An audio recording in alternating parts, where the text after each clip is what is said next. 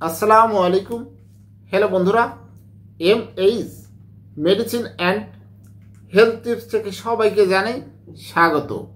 আজকে আপনাদের জানাবো থাইরয়েড সমস্যার ঝুঁকি কাদের বেশি, বুঝবেন কোন লক্ষণে। আমাদের থাইরয়েড সম্পর্কে জানা প্রয়োজন। থাইরয়েড হলো ছোট একটা গ্রন্থি যা ঘাড়ের সামনের দিকে শ্বাসনালীর চারপাশে আবৃত থাকে।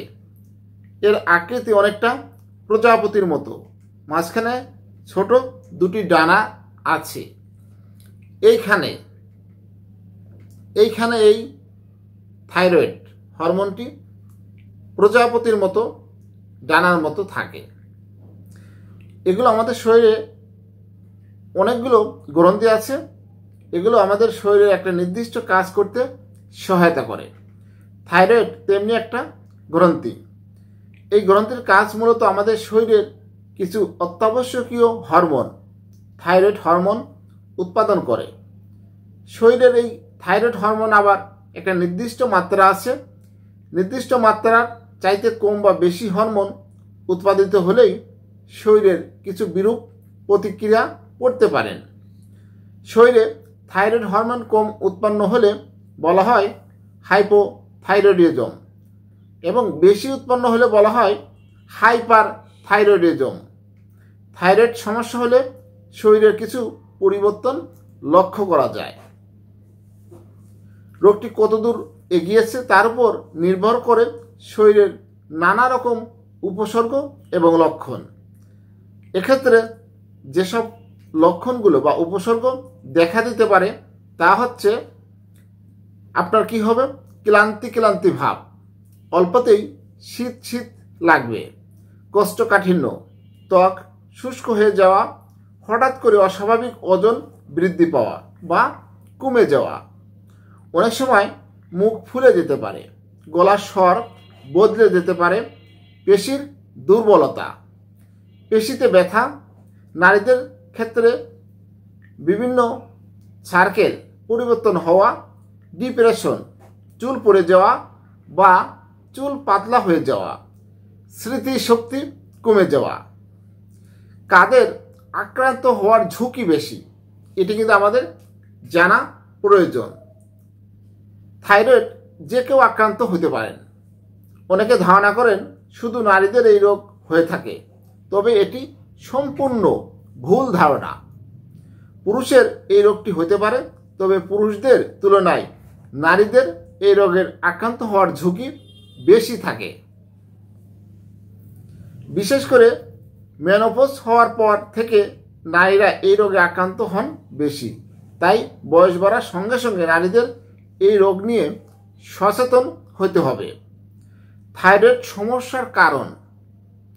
থাইরয়েড রোগের দুটি প্রধান ধরন হল হাইপোথাইরয়েডিজম এবং হাইপার থাইরয়েডিজম।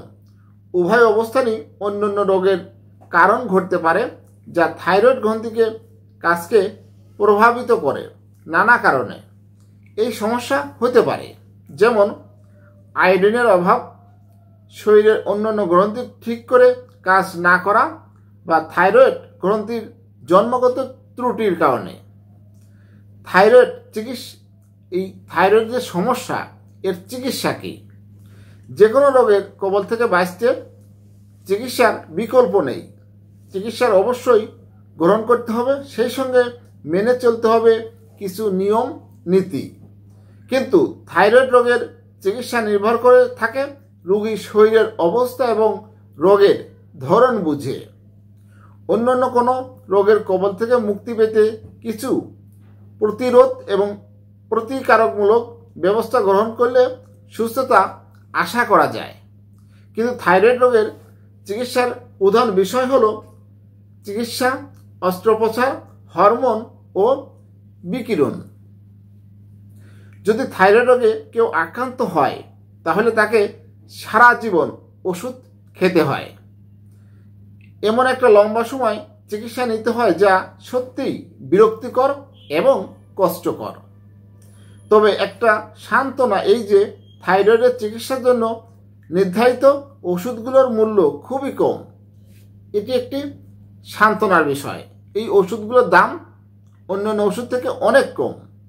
সেই সঙ্গে ফুড সাপ্লিমেন্ট নেওয়া যায়। তবে গর্ভাবস্থায় কেউ যদি থাইরয়েড রোগে ভুগে থাকেন সেক্ষেত্রে ট্যাবলেটের পরিমাণ একটু বেশি হয়ে যায়। তবে প্রত্যেকটা ওষুধই সহজলভ্য। গ্রাম থেকে শুরু করে সব জায়গাতেই এগুলো সহজেই এই ওষুধগুলো পাওয়া যায়। থাইরয়েডের লক্ষণ দেখলে সঙ্গে সঙ্গে ভালো কোনো চিকিৎসকের চিকিৎসা গ্রহণ করবেন। তার নির্দেশনা পরীক্ষা করুন এবং নির্দেশনা অনুযায়ী জীবনযাপন করুন। খাবারের দিকে নজর দিন। যেহেতু আয়োডিনের অভাবে থাইরয়েডের সমস্যা হতে পারে, তাই শরীরের পর্যাপ্ত আয়োডিন যোগান দিতে পর্যাপ্ত আয়োডিন সমৃদ্ধ খাবার খান। হ্যালো বন্ধুরা, আপনাদের জানানোর চেষ্টা করেছি থাইরয়েড কি, থাইরয়েডের ঝুঁকি কাদের বেশি এবং লক্ষণগুলো। আশা করি বুঝতে পেরেছেন। আমার এই ভিডিওটি যদি ভালো লাগে, নতুন নতুন ভিডিও পেতে আমার চ্যানেলটি এখনই সাবস্ক্রাইব করে রাখুন, লাইক কমেন্ট শেয়ার করুন। সবাই সুস্থ থাকুন। সকল সুস্থতা আল্লাহর নিয়ামত। আজকের মতো বিদায় নিচ্ছি। ভালো থাকবেন। আল্লাহ হাফেজ।